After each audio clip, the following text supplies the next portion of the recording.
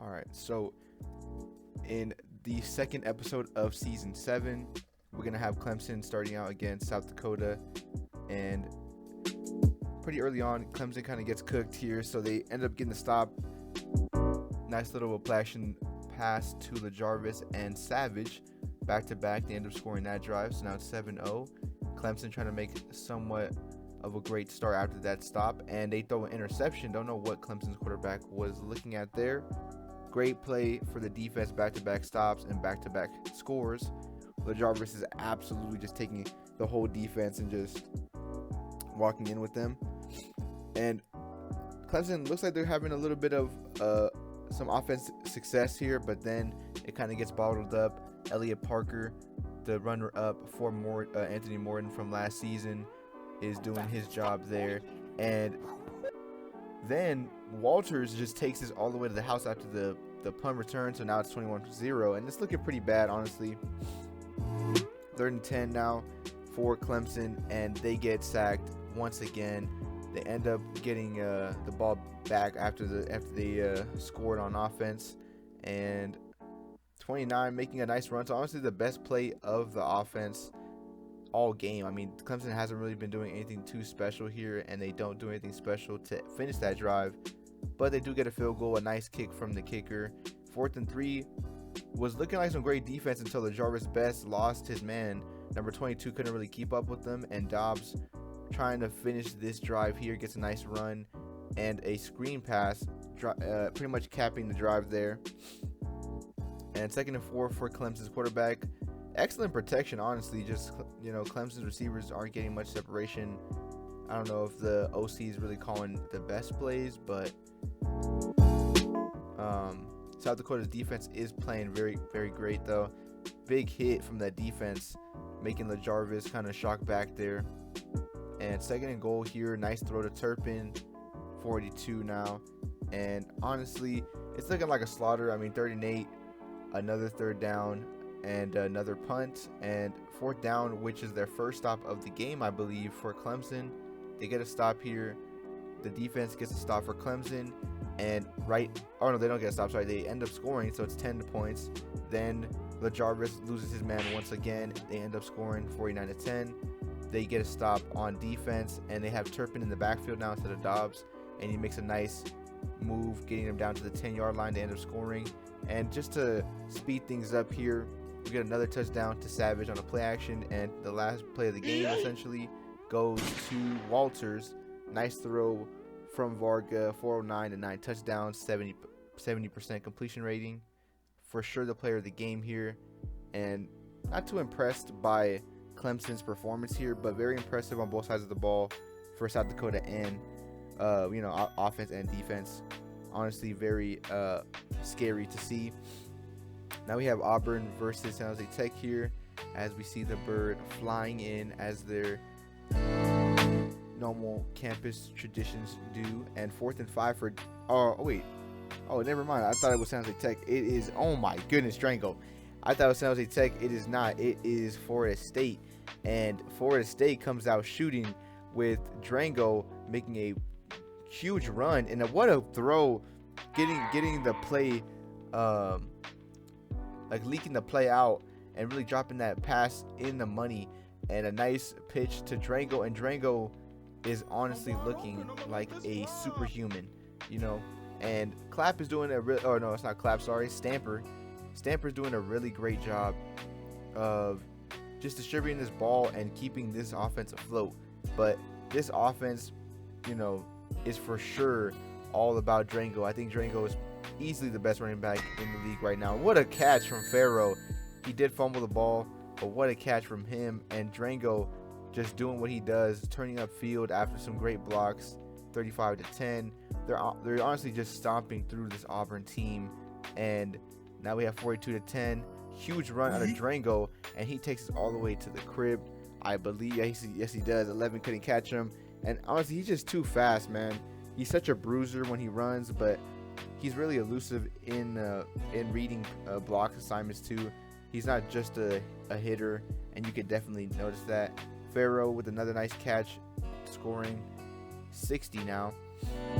And Drango, another nice run, breaking multiple tackles, getting down near the red zone, and end up scoring there. And 319, 17 attempts and 5 touchdowns is for sure something you want to see out of your running back.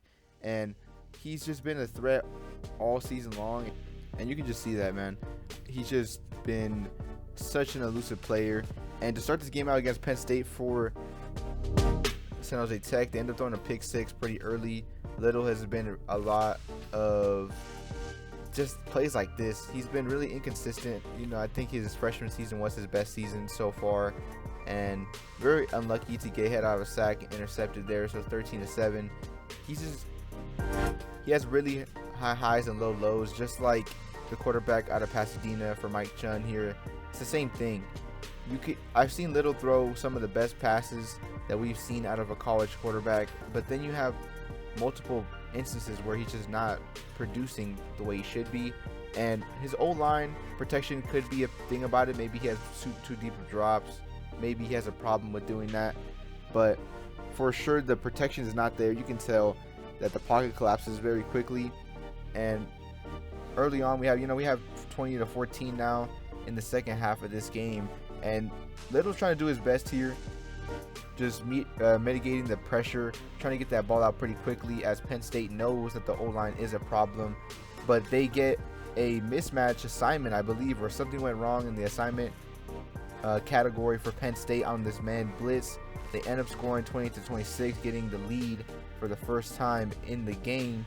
And they get a nice play to Tonges, I believe. I don't know how you really pronounce his name, but he gets a back-to-back catches, capping the drive off 35-26 after the stop. Another nice throw to Tonges, and a nice throw to Vidal. I don't know, but that's honestly a great comeback win. This first half, the defense and offense were not really clicking, and Little was just doing a lot of bad mistakes there. But in the second half, they definitely mitigated the blitz pressure. I think you could. Oh my! What a move by LaJarvis Best, making 2 people miss on a double spin move. And yeah, I think before we start talking about South Dakota's game, I believe that Little can be really great, but they just got to put him in positions to get that ball out quickly, because the O-line, they have not been getting any, I would say, promising prospects as recruiting for O-linemen, and I think that definitely contributes a factor to how well a quarterback can really process and make plays out. But early on in this game, you get 2 interceptions against Indiana and 2 touchdowns off of those interceptions. And we're just going to kind of skip through this game a little bit more here. 21-40 is pretty atrocious for this Indiana team, and they're just going to get absolutely pile driving. I mean, look at this. Just getting off of a double move and getting to the quarterback, making Indiana's quarterback a living hell. And we have Vargas 2nd and 10 now, looking for somebody, and he throws a sketchy ball in double coverage. I think he might have thought 29 was in a different type of zone there, but they end up getting a nice lurk on Varga. But I think that's Elliott Parker gets the strip sack, and they get the recovery. Turpin looking like he's unstoppable in this game as well. He's been cooking all season long, and 82 just absolutely just breaks somebody's ankles and goes to the house. So what a move by him to get something going. LaJarvis trying to do some Madden type of play there, trying to hurdle over somebody. Maybe he saw something on social media that he wanted to clip for himself. But another nice play off this RPO to Savage, making this 61. 3 minutes left. 3rd and 6 here for Indiana. Elliott Parker with his 3rd, I believe, of the game. And Savage, a nice play off of a wide receiver run, goes all the way to the 10, breaking tackles, getting down to the 6, I believe, or the 8, sorry. And Dobbs caps the drive off, 68-28. So another terrible throw from Indiana. Indiana might need a new quarterback. Honestly, Indiana definitely has one of the better, if not the best, receiving cores in the whole entire league. But their quarterback is very, very childish in his reads, and he's not really that developed. What a throw to Walters, and Walters breaking 2 tackles and almost going to the house there. And he doesn't really have that great of processing, but Jalil Varga for sure had great processing in this game, throwing for 10 touchdowns. And what a great win to go over Indiana. And what a play by the center, taking 2 people on that play. Honestly, I have noticed that there's been a hole in the, I would say, run game, mainly because we don't have a true running back. But when you have people like Donahue just making that much separation, and what an interception from Bourne there. But when you have people like Donahue making separation like that, you know, it's tough to say. What a nice throw from Mike Chun, to say that you need a running back. But a running back definitely would be nice. A nice catch on 4th and 10 for Berryman, and Donahue getting to the 2nd and 1 there on the run. And what a nice play, what a nice pass to the back corner of the end zone. But I definitely believe that we definitely need a running back. I mean, gotta find someone or make someone a running back. I don't really know. And for some reason, Ole Miss thought they could do a read option, and quarterback almost hit again, throws it away, kicking the field goal, getting their first points of the game, 14-3, and then they end up scoring again. So now it's 14-10. Mike Chun trying to throw a jump ball, but they end up getting the PI. So nice soccer moves from Brooks there, and Donahue getting the first down. Mike Chun deep drop. I don't know what he was throwing there. That was a terrible read by him, and he's gonna go all the way down to the 10. They end up scoring. So now, where again we were up, now we're down, and the last play of the second half is a stunner. What a throw to Brooks, getting the lead right before the end of the half, and Bruce Brooks just making his speed known, absolutely torching defenses. But Mike Chun again, underthrown ball, giving them a chance. They end up stopping them nonetheless, and we end up scoring again. So now it's 28-20, and a nice deep ball to our running back, our backup running back, and he gets another rushing touchdown there.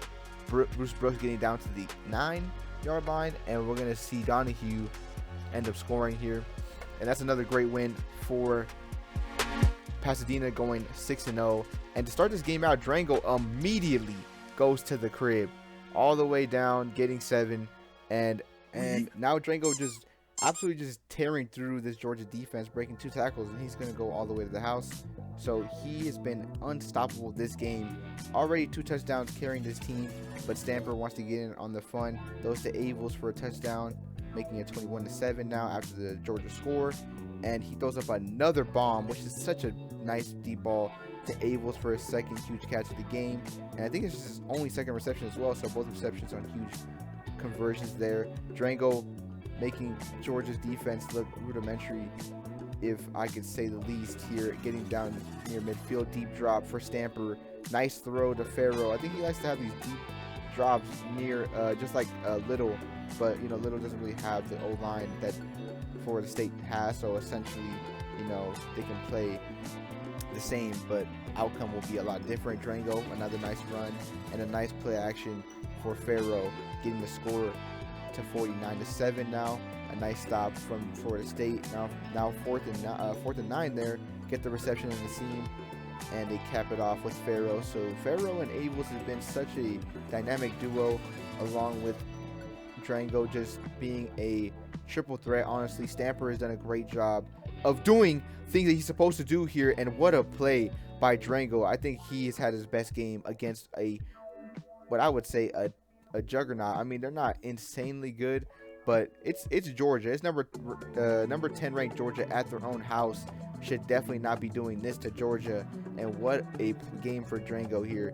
And like I was saying about Stamper before, Drango just absolutely turned to the Hulk. I think Stamper's been really good at being a game manager, as sometimes he has been a star player, but he's done a really good job of not selling games. And another 300-yard game for Drango, under 20 attempts, which is absolutely insanity, getting the 5 touchdowns and sealing this game, making them go 7-0. And now we have Auburn, who got beat earlier by Florida State, going against South Dakota here, and South Dakota starts this game out pretty hot, and they end up scoring, even though that was a incomplete pass there. And now it's 7-3. Dobbs getting the touchdown, 14-3. Nice interception by the corner. Way to jump that route. Pretty much ran the route for him. And a nice deep ball. Probably one of the best deep balls we've seen to Walters there, getting the 21-3 score up. And another sack, essentially killing that drive for Auburn. A nice scramble for Varga getting down to the 10-yard line, and Turpin caps that drive off of that turnover on downs from Auburn. And LaJarvis breaking people's ankles. You already know how it is. And so is Walters. Oh my goodness. Juking right and still breaking the tackle, going in for the touchdown and another touchdown. And it was just a massacre, honestly, against Auburn. Not really the biggest challenge for Florida State. For South Dakota. And you can see it. I mean, they're playing really good on offense and defense. Very explosive. And I wouldn't be surprised if we see South Dakota in the Natty against most likely Pasadena. I don't want to say it too brightly because Florida State is a huge contender and really could be a threat to either teams. I mean, Drango essentially can take over a game by himself, and maybe his O-line isn't the greatest, but they definitely are pushovers and can definitely have a great impact on Drango's performance.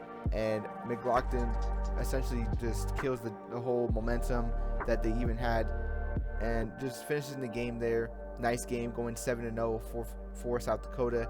And now we have San Jose Tech versus USC. And on 1st and 10, USC tried to run this ball on an RPO, it looked like, but the run was bagged. And a great play by Bunting, essentially stopping the drive, guarding two routes, the stop route and the slant route. USC's quarterback had nowhere to go with it, has to dump it down. They end up getting the punt, and Little looking pretty poised in this pocket, but really couldn't do anything because the O-line is very atrocious. And I think Little's hand slipped there, and that is the interception. I mean, it's going to go all the way to the house. If not, he gets caught, but I would be surprised if they get a goal line stand here, but they might. Third and goal, and another hit on the quarterback. And what a stand from this San Jose Tech defense to make them kick a field goal off of that big mistake from their quarterback. What a great way to tell your quarterback, hey, we got your back. Just keep doing what you do. And I don't really know why the kicker was in on that play, but he threw a dime, and Little is back in, finishing that drive. Oh, I thought it was a touchdown, but no, they ended up running the ball, so still now 7-3. And a great play by the DB, but still a catch, 1st and 10. And USC's quarterback's looking very poised, 19, making multiple people miss, getting near midfield. And their D tackle or interior D linemen have been great this game, just really getting pressure there. And even though they're in these 4-down sets, 3-down sets, they're still getting that pressure. And what an interception from Everett to come from the left side and come across, getting that interception. Great play by him. Becker was looking for a block on that RPO, couldn't get it. So now it's 39, and they get to the 4th and 1, and their running back falls forward. Great play, getting the extra yards after contact there. And Becker, who has been the consensus wide receiver 1 for this team, and I would say a great Heisman finalist candidate, essentially tearing up every defense here. And a nice kick for San Jose Tech, getting them up 2 possessions here, 10-3. USC trying to get something here. And number 19, very shaky player. I mean, we've seen him 2 times in this game, breaking multiple people and getting a lot more yards than he should have gotten. And Bunting looking for something, and their strong safety misses a tackle, and he goes all the way to the end zone. What a great move by number 7. And now they're trying to answer, so they go in a hurry-up mode, trying to get this 2-minute drill going.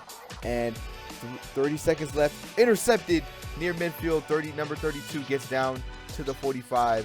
Can USC bring this game back for their team? Getting down to the 20-yard line, and a huge play for this team.